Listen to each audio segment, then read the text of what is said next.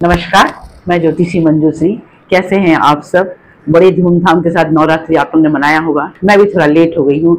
ये वीडियो मैं थोड़ा लेट छोड़ रही हूँ। घर में मेहमान और पूजा पाठ के कारण मैं थोड़ा सा लेट हो गई हूँ। अब मैं लगातार वीडियो दूंगी, आपको जरूर मेरा वीडियो लगातार मिलेगा। आज मैं आपको कार्तिक के महीने के बारे में बातें करूंगी। कार्तिक का महीना एक ऐसा महीना है जो बहुत ही पवित्र है। धार्मिक की दृष्टिकोण से, आध्यात्मिक की दृष्टिकोण से ये महीना जो होता है बहुत पवित्र माना जाता है। कहते हैं कि विष्णु भगवान साक्षात इसमें हमको दर्शन देते हैं।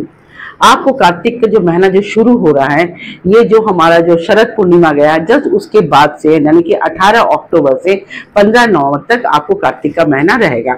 इस महीने में आपको करना है, आप करिएगा, बहुत छोटी छोटी चीजें हैं। अगर आप करेंगे तो आप देखेंगे आपके घर में स्थायी लक्ष्मी का निवास होगा। आप निरोग काया में जी पाएंगे। आपके घर में जो भी संकट है सब संकट खत्म हो जाएगा।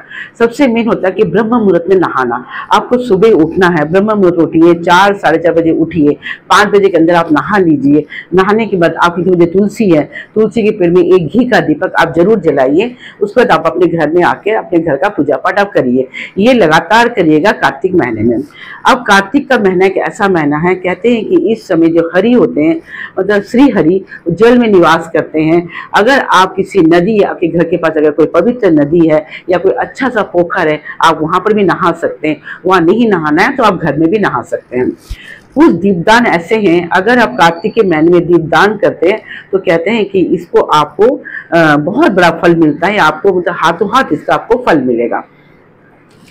कार्तिक का महीना जल में निवास होने के कारण अगर हरि जल में निवास है तो कहते हैं कि आप जब नहा के बाहर आ रहे हैं, उस पोखर से बाहर आ रहे हैं या नदी से बाहर आ रहे हैं नहा के, आपको एक दीपक ले जाना चाहिए। थोड़े अंधेरे में आपको वो पोखर के पास या नदी के पास वो दीपक को आप छोड़ दीजिए। आप देखेंगे कि ये एक दीपदान होता है। ये आपके जितने भी संकट है उस संकट को आप खत्म कर देता है। इस तरह कई मुखी दीपदान होते हैं, जैसे 1 मुखी होता, 2 मुखी होता, 4 मुखी होता, 5 मुखी होता, 6 मुखी। मैं सारे मुखी का आपको बताऊंगी किसका फल क्या होता है और कब इनको जलाना चाहिए। अब आप देखेंगे लगातार धनतेरस आएगा, गुरु पुष्प नक्षत्र आ रहा है, 24 तारीख को है। ये भी बहुत अच्छा एक दिन है। आपका धनतेरस आएगा, भाई दूज आएगा। ये सारे समय में आपको दीपदान करना। दिवाली के दिन भी आप दीपदान कर सकते हैं। दिवाली की जो रात होती है, अमावस्या की जो रात होती है, इसमें आपको आटे का दिया आप बनाइए, 11 बनाइए, 21 बनाइए, 51 बनाइए या तो 108 बनाइए।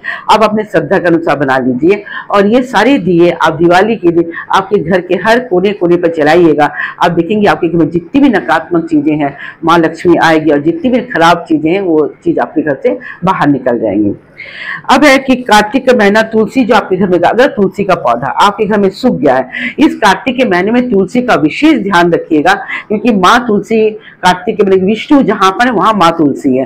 तो आपको तुलसी का ध्यान, अगर तुलसी सूख गई है आपके घर में, आपको लग रहा है कि तुलसी का अच्छे से देखभाल आपने नहीं किया और तुलसी कहीं सूख गई है, आप नया तुलसी ले आइए और इसी समय आप तुलसी को आप लगा सकते हैं। उसके बाद आप तुलसी का विवाह करवाइएगा। आप देखेंगे दिवाली के बाद एक दिन आता है जो तुलसी का विवाह होता है। इस दिन आप तुलसी विवाह करिएगा। आप देखेंगे कि आपको मानसिक शांति मिलेगी। आपके घर में सदा लक्ष्मी का निवास होगा और स्थायी निवास होगा। माँ लक्ष्मी चंचल नहीं होंगी। ये काम आप जरूर करिएगा। इसको आपको देखेंगे आपको चमत्कार जैसे इसका फल मिलेगा।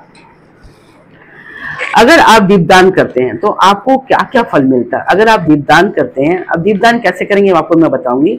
दीपदान अगर करने का आपका जो भाग्य है अखंड रहेगा, आप सौभाग्यशाली रहेंगी, आप निरोग काया में रहेंगी, आपको दिव्य क्रांति होगा। यानी कि आप देखेंगे आपके चेहरे में एक अलग रौनक आएगा। आपको एक सिक्स सेंस जो हम कहते हैं वो जागृत होता है। इसलिए आपको दीपदान जरूर करना चाहिए। और हमेशा जो दीपदान करेंगे ध्यान रखिएगा ये घी का होना चाहिए। घी का दीपदान करिएगा। आप देखेंगे कार्तिक महीने में ये घी का दीपदान, अगर आपके घर के आसपास कहीं कोई मंदिर है आप उस मंदिर पर छोड़ के आइए। हो सके तो आप अपने पड़ोसी के घर के पास में आप एक दीपदान कर दीजिए। हो सके तो आप किसी नदी या पोखर के पास दीपदान कर दीजिए।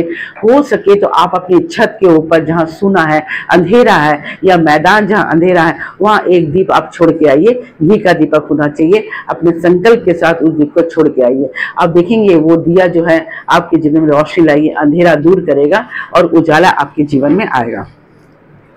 अगर आप एक मुखी दीपदान करते हैं, यानी कि एक मुंह रहेगा लेकिन उसके अंदर 2 आपको बत्ती देनी पड़ेगी। बत्ती 2 होनी चाहिए लेकिन 1 ठोक होगा। अगर आप एक मुखी दीपदान देते हैं, आपको अपने आसन पर आप दे सकते हैं, आप अपने चौखट पर भी रख सकते हैं। इसको करने से आपके घर में सुख शांति और धन का निवास होगा। ये जरूर आप करिएगा, कार्तिक महीने में रोज करिए आप रोज। दूसरा है कि दो मुखी, अगर दो मुखी दीपदान आप करते हैं तो जान लीजिए कि आपकी आयु लंबी होगी, लेकिन घी का होना चाहिए ये। और ये काम करते हुए आप विशेष ध्यान देना, या तो आप किसी शंकर मंदिर पर दीजिए जहां पर भोलेनाथ का मंदिर है, वहां जाके आप उसको छोड़ सकती है, या खुले आसमान के नीचे आप इसको छोड़ दीजिए दो मुखी। इससे अगर आप बीमार हैं या आपके घर में कोई बड़ा संकट है या आप कोई लंबी बीमारी से झेल रहे हैं और बीमारी ठीक नहीं हो रही, तो आपको ये लंबा आयु देगा, आप नियोग कायम में आप जिएंगे। इसको जरूर करिएगा दो मुखी दीपदान से। अब है तीन मुखी जो शत्रु का विनाश करता है। अगर आपका कोई गुप्त शत्रु है, आप गुप्त शत्रु की रक्षा के लिए आप तीन मुखी दीपदान को जलाएंगे आप अपने मुख्य दरवाजे, घर का जो मुख्य दरवाजे के बाहर रखिएगा। और ये ध्यान रखिएगा, शनिवार के दिन मत करिएगा, कार्तिक महीने में शनिवार के दिन मत दीजिएगा। तुलसी पेड़ के नीचे आप दे सकती है, और इसको आप देंगे तो आप देखेंगे कि आपका शत्रु का विनाश होगा।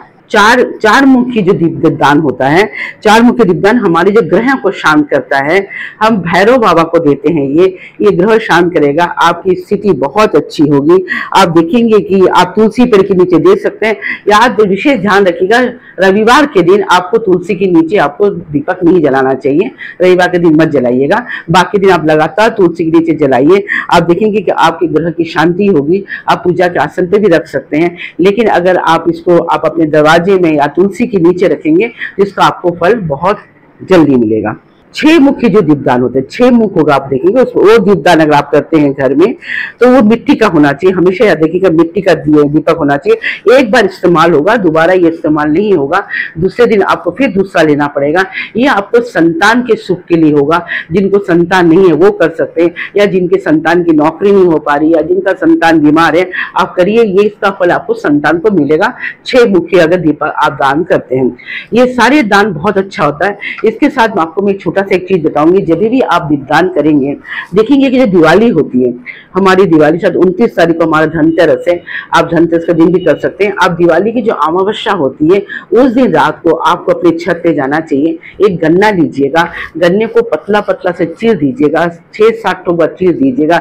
चीरने के बाद जस्ट गन्ने के मुंह पर आप रुई बांध दीजिए, उसमें थोड़ा घी लगा दीजिए और अंधेरे में बैठिए, आप शांति से बैठिए। ये भी एक तरह का दीपदान है। आप माचिस से उसको जलाइए, आसमान की ओर दिखाइए। दिखाने के बाद आपकी जो भी मनोकामना है, आप अपने पूर्वजों से, आप भगवानों से ऐसे करके 7 बार आपको 7 ठोक इस तरह जलाना है, वहां पर जला दीजिए। एक बार दिखा के फिर जमीन पर रख दीजिए, दूसरा फिर इसको जलाइए, जल गया। इस तरह 7 बार आप करिए। आप देखेंगे कि ये दीपदान आकाश दीपदान होता है, ये बहुत ही फायदेमंद होता है। आप करिएगा, लेकिन याद रखिए गन्ने का होना चाहिए। गन्ने के जो होता है उसको आप चीर के आपको 7 टुकड़ा करना है और उसमें आप घी लगा के आपको जलाना है। ये करिएगा, इसका फल आपको बहुत मिलेगा। बस इतना ध्यान रखिएगा, आपको केले का एक पत्ता लेना है। जो भी घर में आपके घर में मिठाई बना है दिवाली के लिए, जो भी आपने अपने हाथ से बनाया है, थोड़ा वो रख दीजिएगा केले के पत्ते पर, और मिट्टी के एक बर्तन में थोड़ा सा पानी रखिएगा। ये सब करने के बाद आप पीछे पलट के मत देखिएगा, आप सीधा उसको जलाने के बाद आप अपने घर आ जाइएगा। दूसरे दिन सुबह आपको सारी चीजों को लेकर ठंडा कर दीजिएगा।